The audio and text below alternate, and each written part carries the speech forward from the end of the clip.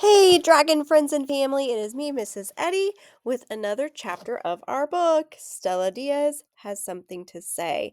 And I realized this morning that we are 75% of the way through our book. I think we have a little less than 50 pages. So let's jump into it. Chapter 17. I'm in the middle of reading about narwhals when Dad picks us up. The narwhal is a type of whale. All right, let's look at that word narwhal. Of course, narwhal is an Arctic animal that is friends with Buddy the elf, as seen in this picture when he says, "Bye, Buddy. Hope you find your dad."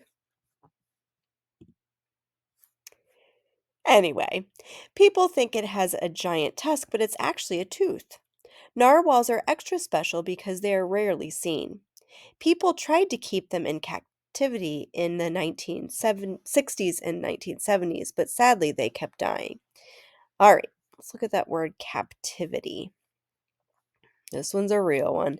So, captivity means trapped, like in a zoo or aquarium.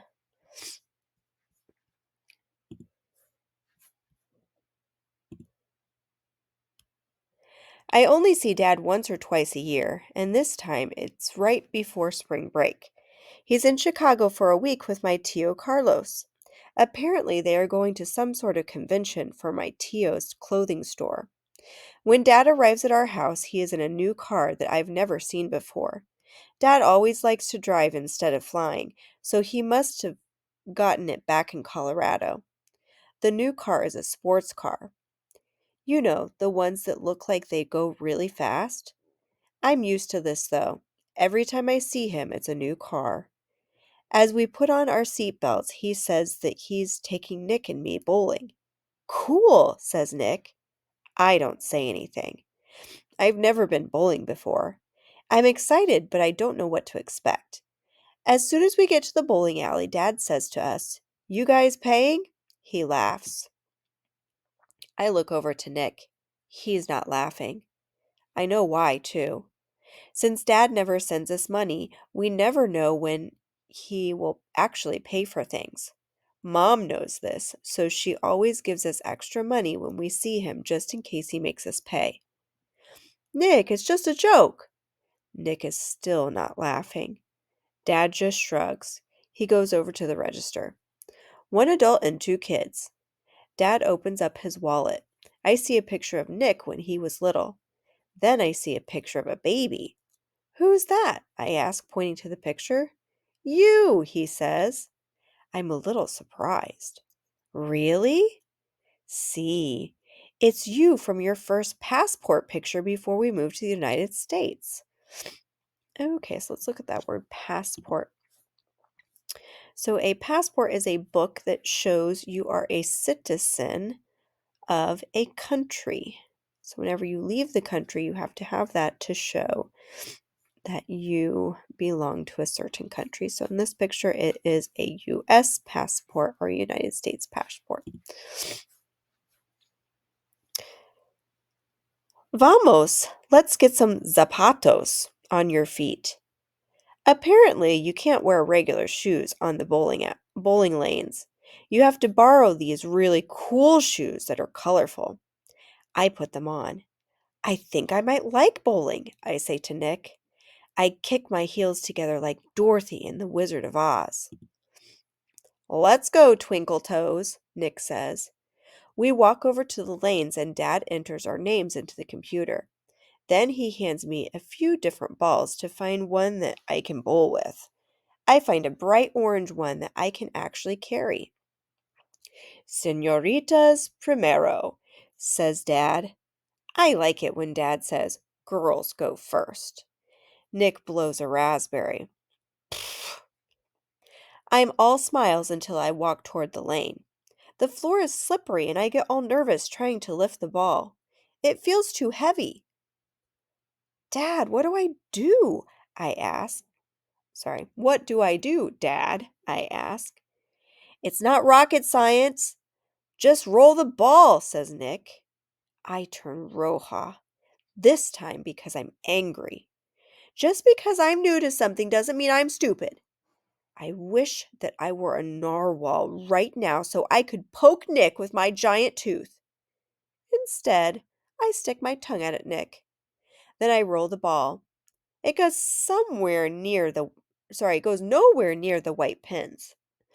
In fact, my first two balls go right into the gutter. All right, let's look at that word gutter. So, a gutter is the groove along the sides of the bowling alley. So, there's one on this side, and then there's one on this side. Of course, if you go off into the gutter, then you don't get any points because you haven't knocked down any pins. Nick goes next. He is much better than me and knocks a few pins over. Dad is really good. He knocks over all the pins. I don't know much about bowling, but he kicks out his leg like the professionals. Dad, how come you are so good? I ask. Well, I used to go bowling a bunch when I was a teenager. He reties his shoe and looks at me. I wasn't very close to my parents. They were more concerned with their parties than with your Tio or me. Once I no longer had a nanny, I spent all my time with my friends bowling or playing pool. I feel sad for a second. I never thought about Dad as a kid. It sounds kind of lonely. I love spending time with Mom and Nick. I look at him. Say in Spanish, Dad, could you teach me how to bowl better? Claro que sí, mi amor Stella. Of course, my love, he says. He shows me how to line up my feet with these little arrows first. Next, he shows me how to swing my arm better and finally to let the ball roll. When I do it by myself, the ball goes slower than it did before, but it's going straight down the middle. I actually knock over some pins. Almost all of them. Way to go, Stella, says Nick. He gives me a high five. Dad kisses the top of my head. I smile. For a moment, I miss having him around. After we finish bowling, Dad drops us off at the house. Before you go, he says, grabbing a box from the back seat, here are new coats for the two of you. I see the tags. They are from my Tio's store. Dad gives Nick and me each a coat. I try mine on. It's too big. It's also pink with fur. I like pink, but a whole pink coat is too girly for me. Still, I say, gracias. I look over at Nick and I giggle. His coat is way too small. It's so tight around his shoulders, he can't even put down his arms. Oh, I guess you grew more than I realized. You're going to be as tall as your uncle. Nick just shrugs and hands him back the coat. I'll mail you a new one, Dad says. Nick looks at me. We both know that is never going to happen. I give Dad a hug goodbye. I feel a little sad again. But my dad is not all terrible. He just doesn't know better. It's like the people who used to hunt narwhals. People used to think that narwhals were related to unicorns. They didn't know that they were regular sea mammals and weren't magical. I think part of dad just doesn't realize he's not doing a good job at being a father. Then again, I don't think he knows how. It doesn't sound like he had really great parents. Nick and I are lucky because at least we have Mom. Nick puts his arm around me as we walk back inside our house. As we open the door, I smell something wonderful. Mom is in the kitchen making albondigas again. I run into the kitchen and hug her tightly around the waist. Whoa, Stella, you surprised me. I look up at her. I love you, Mommy. I love you more, she says as she hugs me back. All right, let's look back at our characters from this chapter. All right, so we have learned about Stella that she's never been bowling. She likes the bowling shoes.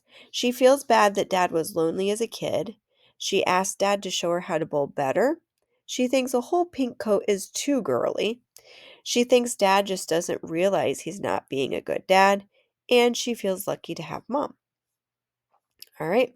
Then, not a whole lot about Mom in this chapter, but she does send Nick and Stella with extra money in case Dad makes them pay, and she is making albondigas again. Nick does not laugh at Dad's joke about paying, gets a coat that is way too small, and knows that Dad will never mail him a new coat. And then we learned a lot about Dad during this chapter. So he only sees Stella and Nick once or twice a year. He's in Chicago for a conference with Tio Carlos. He arrives in a new sports car. He never sends money. He took Stella and Nick bowling. He has old pictures of Stella and Nick in his wallet. He used to bowl a bunch when he was a teenager. He wasn't really close to his parents. And he gives Stella and Nick new coats from Tio's store. All right, friends, that is the end of chapter 17. So I will see you back here when we read chapter 18. Bye!